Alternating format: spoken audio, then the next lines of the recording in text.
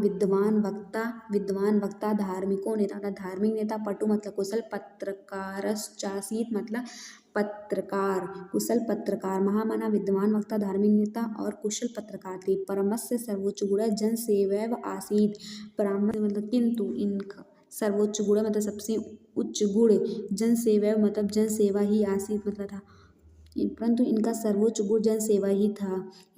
यत्र कुत्रापि अयं जनान् दुःखितान् पीड्यमानाश्चापश्यत् तत्रैव सः शीघ्रमेव उपस्थितः सर्वविधं साहाय्यम् अकरोत्। यत्र मतलब यहाँ, कुत्रापि मतलब कहीं भी, अयम माने यह, जनानां मतलब लोगों में, दुखितां मतलब दुखियारों को, पीड़िया तो ये कहीं भी लोगों को, दुखी पीड़ितों को, तत्र मतलब वहीं से, माने वह, शीघ्र में मतलब शीघ्र उपस्थित मतलब उपस्थित, सर्वविधम मतलब सभी तरीकों से, सहायश में अकरो सहाय करते थे, मतलब ये कहीं भी लोगों को दुखी पीड़ित देखते थे तो शीघ्र ही उनके पास उपस्थित होकर अनेक प्रकार से, सभी ढंग से वो सहायता करते थे। प्राणी सेवा अस्य स्वभाववासी, प्राणी सेवा लोगों की सेवा करना ही इनका स्वभाव था। अद्य अस्माकं मध्ये अनुपस्थितो अपि महामना मालवीय स्वयशोऽमूर्तिरूपेण प्रकाशं मित्रम् अन्धे तमसे निमग्नान् जनान् सन्मार्गं दर्शयन् स्थाने स्थाने जने जने उपस्थित एव। अद्य अस्माकं मतलब आज भी, मध्ये अनुपस्थितो अपि मतलब हमारे बीच में अनुपस्थित होकर भी, मध्य मतलब बीच में, अनुपस्थित मतलब अनुपस्थित, अपि मतलब भी, महामना मतलब महामना मालवीय स्वयं माने अपने, यश मतलब यश, सो अमूर्त रूपेण आज भी हमारे बीच अनुपस्थित होकर महामना मालवीय अपने यश का अमूर्त रूप से प्रकाशम मतलब प्रकाश फैला रहे हैं। अंधे तम से निमग्नाम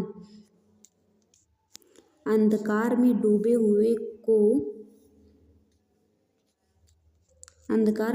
हुए को सन्मार्ग दिखा रहे हैं, और स्थाने स्थाने जने जने उपस्थितियों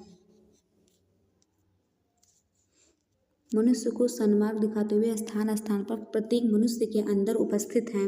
अब आ जाते हैं नेक्स्ट पेज पे, 6वां। अब आपका ये, जैसे पहले आपका 7वें का कै जो था उसमें दो गद्यांश दिए थे, दोनों में से किसी एक का संदर्भ अनुवाद करना था, 7 नंबर का था। अब आपका संस्कृत का ये पद्यांश है, ये भी 7 नंबर का है, 2 नंबर संदर्भ, 2 नंबर अनुवाद का, लेकिन ये आपका पद्यांश है, वो गद्यांश था। दिए गए पद्यांशों में से किसी एक का संदर्भ हिंदी में अनुवाद कीजिए। जयन्ति ते महाभागा जन सेवा प्रायण जरा मृत्यु भयम नास्ति येषां कीर्ति तनो कचित, या न मे रोचते भद्रं व उलूकस्याभिषेचनम् अक्रोधस्य मुखं पश्य कथं क्रोधो भविष्यति। तो पहला देखिए, जयन्ति ते महाभागा जन सेवा परायण। जयंती मतलब जय हो, जयंती मतलब जय हो, महाभागा मतलब जयंती मतलब जय हो, ते माने उस, महाभागा मतलब महापुरुष की, जन सेवा मतलब जन सेवा में, परायण मतलब लगे हुए, जन सेवा में लगे हुए उस महापुरुष की जय हो।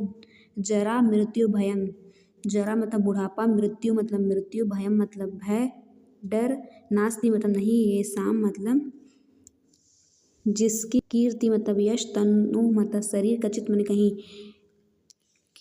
कि में लगे हुए उस महापुरुष की जय हो जिसके यश रूपी शरीर को ना ही बुढ़ापा और ना ही मृत्यु का भय है। दूसरा दिया है, न मे रोचते भद्रम व उलूकस्याभिषेचनम अक्रोधस्य मुखम पश्य कथम क्रोधो भविष्यति। कौवा कहता है कि ये वाला जो पद्यांश लिया गया है जातक कथा के उलूक जातकम शीर्षक से लिया गया है। तो शीर्षक लिखना तो मैंने बता दिया आप लोगों को, संदर्भ लिखना आप लिख लीजिएगा। अनुवाद बता रहे हैं इसका, कि नरा है कि जरा ठहरो, इसका राज्याभिषेक के समय जब इसका चेहरा, इस खुशी अर्थात इस खुशी के अवसर पर इसका चेहरा इतना लटका हुआ है, इतना अक्रुद्ध, मतलब कि जब इस राज्याभिषेक के समय अर्थात खुशी के अवसर पर ऐसा भयानक मुंह है इसका, तो मुख्य पश्य कथम क्रोधो भविष्यति, तो जब ये क्रोधित होगा तो इसका मुख कैसा होगा। नंबर 9 पे आ जाइए, निम्नलिखित मुहावरों और लोकोक्तियों में से किसी एक अर्थ लेकर वाक्य में प्रयोग कीजिए। 4 दिया है, ईंट से ईंट बजाना, दूसरा अंग अंग ढीला होना, थर्ड दिया आंखें 4 होना, चौथा दिया समृद्ध को नहीं दोष सुगाई।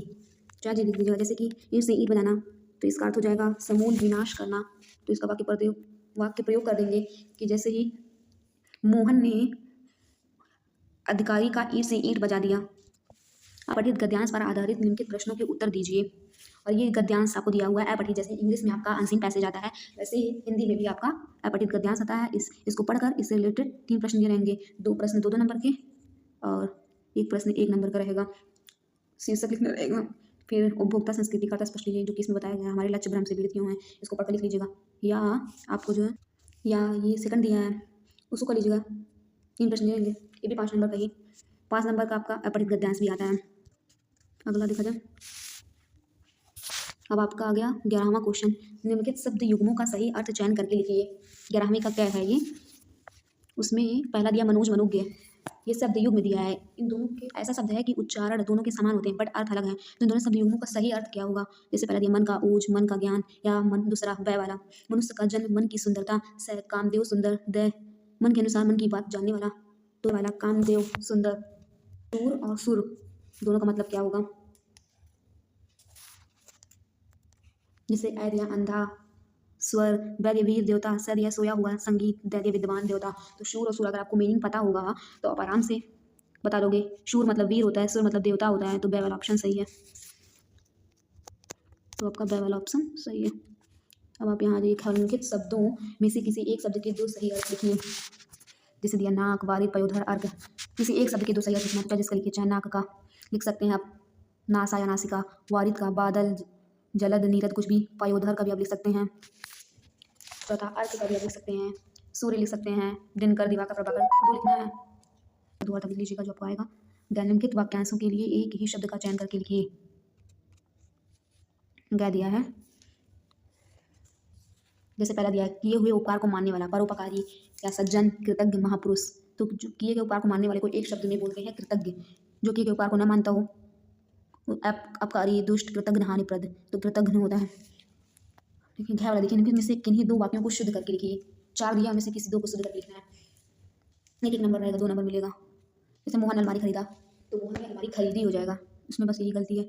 अध्यापक ने हमसे निबंध लिखाया, तो लिखवाया, बस थोड़ा सा यही गड़बड़ी है। शिक्षक ने छात्र की प्रशंसा की, ये सही है बट ये छतरी वाला छ लिख दिया छात्र में, जो कि छाता वाला छ होता है।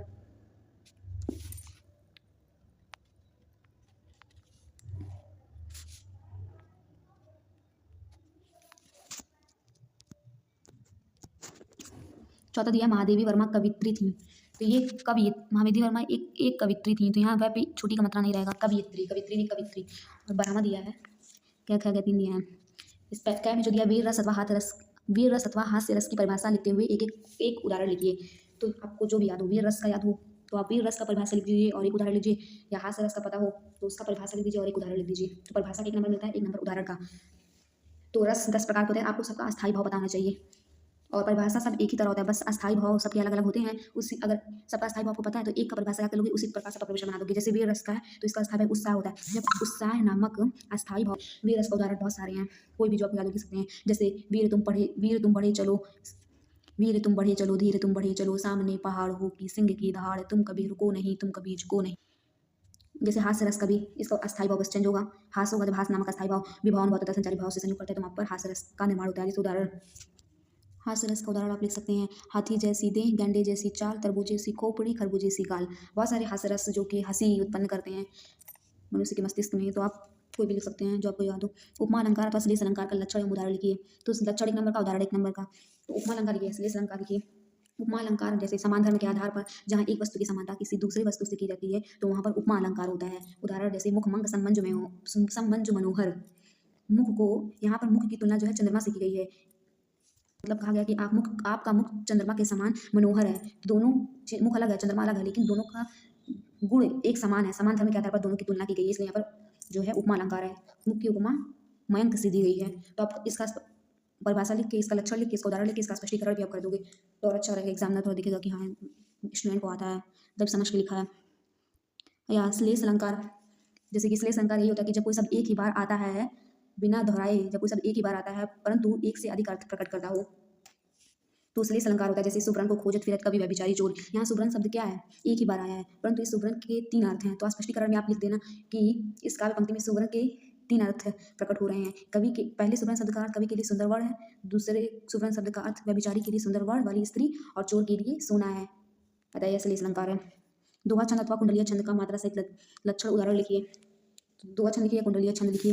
तो छंद हमारा 2 प्रकार का होता है, मात्रिक छंद, वौड़िक छंद। और मात्रिक छंद जो है वो हमारा 3 प्रकार का होता है, सम, अर्ध सम, विषम। दोहा सोठा का उल्टा होता है। दोहा लिख देना आप। दोहा एक अर्ध या अर्धसम मात्रिक छंद है। इसमें 4 चरण होते हैं। पहले और तीसरे चरण में 13-13 मात्राएं होती हैं। दूसरे और चौथे चरण में 11-11 मात्राएं होती हैं। उदाहरण जैसे कोई भी लिख देना जो कुछ बड़ा हुआ तो क्या हुआ, जैसे पेड़ खजूर, पत्ती को छाया नहीं, फल लागे अति दूर। बहुत सारे उदाहरण हैं। बड़े ये सब उदाहरण हम लोग बचपन से पढ़ते आते हैं तो ये सब याद होता है, तो ये सब लिख सकते हैं। अब आपका लास्ट पेज जो आ जाता है यहाँ पे, क्वेश्चन नंबर 13, विद्यालय के प्रधानाचार्य को शिक्षक पद पर अपनी नियुक्ति हेतु योग्यता सहित आवेदन पत्र लिखिए। आपको आवेदन पत्र लिखना है। किसी विद्यालय के प्रधानाचार्य के पास आपको अगर शिक्षक पद पर अपनी नियुक्ति चाहिए तो अपनी योग्यता सहित अपना कैसे आवेदन पत्र लिखा जाता है वो आपको लिखना होगा। या विद्यालय में खेल कूद सामग्री की ओर ध्यान आकर्षित करते हुए प्रधानाचार्य को प्रार्थना पत्र लिखिए। तो हम लिख सकते हैं, सेवा में शिक्षा निदेशक, अपने शहर का नाम उस बाएं साइड में पहले सेवा में, फिर कामा लगा के दूसरी लाइन से शिक्षा निदेशक, फिर कामा लगा के तीसरी लाइन में शहर का नाम, कोई भी लखनऊ, कानपुर, दिल्ली, जहाँ भी आप रहते हैं। फिर बीच में विषय लगाकर डैश लगाकर जो भी है सहायक अध्यापक पद के लिए आवेदन पत्र। फिर दूसरे लाइन से महोदय लगाकर कामा लगा के जो भी दिनांक हो उसके हिंदुस्तान टाइम में प्रकाशित आपके विज्ञापन के उत्तर में मैं हिंदी में सहायक अध्यापक पद के लिए आवेदन कर रहा हूँ। मेरी शैक्षणिक योग्यताओं एवं अन्य जानकारियों का विवरण इस प्रकार है। जैसे बाएं साइड में आप अपना नाम लिखना, नाम फिर आपका नाम क्या है वो दाएं साइड में जो भी है स्वाइजर, फिर पिता का नाम जो भी है दाएं साइड में पिता का नाम, जन्म तिथि फिर लिख देना आप, अस्थायी पता लिख देना, कहाँ से आप हैं, फिर अपनी शैक्षणिक योग्यताएं, परीक्षा कौन कौन सी परीक्षाएं आपने दी हैं, school, intermediate, BA, BEd, BSc, फिर वर्ष कौन से वर्ष में प्राप्त पढ़े पेपर दिए हैं, उस कितना अंक आया, प्राप्तांक, प्रतिशत, विषय, बोर्ड या विश्वविद्यालय। तो ऐसे ही 6 कॉलम शैक्षणिक योग्यता में आप लिख दीजिएगा। हाई स्कूल किस समय प्राप्त की, कितना नंबर आया, कितना परसेंट आया, कौन कौन से सब्जेक्ट आप लिए थे, कौन से बोर्ड से आपने पास किया, सब कुछ लिख देना है। उसके बाद अन्य गतिविधियाँ कि आपका पहले से कुछ अनुभव है या आप नहीं हैं, आपने कहीं कुछ किया है तो आप अपनी गतिविधियाँ बता सकते हैं कि विद्यालय महाविद्यालय स्तर पर हुई वाद विवाद प्रतियोगिता में प्रथम पुरस्कार विजेता, कुछ एक सांस्कृतिक कार्यक्रमों के सफल संचालन का अनुभव। ऐसे अगर आपके पास कुछ कोई आप पहले ही कोई प्रतियोगिता में पुरस्कार विजेता हैं या कुछ आपके पहले से ही आपके पास कुछ है, गतिविधियाँ हैं, आपने पहले भी कुछ किया है, कुछ प्राप्त किया है तो आप उनमें बता सकते हैं। या आप अपने नए हैं तो आप इसको छोड़ सकते हैं, अपना स्थायी पता दे देंगे जो भी है अपना पूरा। मेरी अध्यापन में अधिक रुचि है। यदि आपने इस पद का उत्तरदायित्व तो मुझे सौंपा तो मैं पूर्ण निष्ठा से उसका निर्वाह करूंगा तथा कभी शिकायत का अवसर नहीं दूंगा। सेवा का अवसर प्रदान करने का कृतार्थ करें, अल्पकाल में लिख देंगे। फिर धन्यवाद, संबोधन का चिन्ह, फिर आपको अपना जो भी प्रमाण पत्र देना है, संलग्नक में अपना प्रमाण पत्र देना है, जैसे high school, intermediate, BA, BEd, चरित्र प्रमाण पत्र जो भी है सब कुछ ऐसे लिख देना। फिर भौदीय हिंदी में लिखते हैं अपना सॉलिड नाम, भौदीय मतलब वही, ऐसा पत्र लिख सकते हैं। 14वां आपको दिया है, निम्नलिखित विषयों में से किसी एक विषय पर अपनी भाषा शैली में निबंध लिखिए। ये निबंध आपका जो है 9 नंबर का था, ये आपका 6 नंबर का था, ये आपका 9 नंबर का है। 5 दिनों में से किसी एक विषय पर लिखना। जैसे दिया है आतंकवाद की समस्या, कारण और निवारण, पर्यावरण प्रदूषण के निराकरण के उपाय, विज्ञान वरदान या अभिशाप, विद्यार्थी जीवन में अनुशासन का महत्व, मेरा प्रिय खेल। तो कोई भी एक विषय, आपकी किताब में कई सारे निबंध दिए रहते हैं, उनमें आपको पढ़ लेना रहेगा। उसके बाद किसी एक विषय पर अपनी भाषा शैली में निबंध लिखना है, जैसे विद्यार्थी जीवन में अनुशासन का महत्व, इस पर अगर आपको लिखना है तो आप इसमें जो भी प्रमुख विचार बिंदु हैं 5, 6, 7 जो भी आप लिख दीजिएगा। उसके बाद सबसे पहले निबंध में आपको प्रस्तावना लिखनी होती है, प्रस्तावना लिख दीजिएगा। फिर विद्यार्थी और विद्या अनुशासन का स्वरूप और महत्व है, थोड़ा बहुत उसमें आप कुछ ऐसे क्या बोलते हैं कुछ पंक्तियाँ लिख देंगे तो थोड़ा और प्रभाव पड़ता है, एग्जामिनर देखता है तो अच्छा होता है। अनुशासनहीनता के कारण, बहुत सारी पारिवारिक कारण, सामाजिक कारण, राजनीतिक कारण, शैक्षिक कारण, निवारण का उपाय, उपसंहार। तो ये निबंध में ही होता है प्रस्तावना, शुरुआत में, लास्ट में उपसंहार और बीच में जो भी कुछ है आपको लिखना रहता है डिटेल में। अगर आप अच्छे से पूरा अपनी भाषा शैली में ही, आपको जो है नहीं बुक की तरह अपनी भाषा शैली में उसको पढ़ के समझ के अपनी भाषा शैली में आप लिख देंगे। 3-4 पेज जितने भी पेज का आपका होगा आपको 9 नंबर मिल जाएगा। तो बस इतना ही था। आई होप आप लोगों को समझ में आया हो, मैं जो समझाई हूँ। थोड़ा बहुत जो अगर ना समझा पाई हूँ तो उसके लिए सॉरी। अगर आप लोगों को ये वीडियो हेल्पफुल लगेगा तो आप लोग कमेंट करके बताइएगा, और अगर कुछ कमी होगी तो भी बताइएगा ताकि मैं उसको नेक्स्ट वीडियो में उसका सुधार करने का कोशिश करूँगी। और अपने जान तो मैंने इस पेपर में जो भी सब कुछ था मैंने सब कुछ बता दिया है। अगर आप इसको अच्छे से समझोगे, मैं क्या समझाना चाह रही हूँ उसको समझने की कोशिश करोगे तो आपको अच्छे से समझ में आ जाएगा। इतना ही आपको बोर्ड परीक्षा हिंदी में ऐसे ही पैटर्न सेम टू सेम आपका 2025 में ही आएगा। इस पैटर्न को अगर आप ऐसे समझ लोगे, इसी अनुसार क्योंकि पैटर्न को समझना बहुत आसान, बहुत ज़रूरी है। क्योंकि अगर आप ऐसे ही किताब पढ़ते जाओगे, प्रश्न उत्तर, जीवन परीक्षा कुछ भी पढ़ते जाओगे तो उससे कोई मतलब नहीं। पहले पैटर्न को समझना जरूरी है कि किस तरीके से परीक्षा में प्रश्न आते हैं। उस पैटर्न को अगर आप समझ लोगे, फिर उसी अनुसार आप पढ़ोगे तो आपके बहुत अच्छे मार्क्स आएंगे। तो आप पैटर्न को पहले समझ लीजिए क्या किस तरीके का आता है, फिर उसी पढ़िए, आप सबका अच्छा मार्क्स आएगा, आप लोग टॉप करेंगे। बस मन लगाकर आप लोगों को पढ़ना है। तो थैंक्स फॉर वॉचिंग।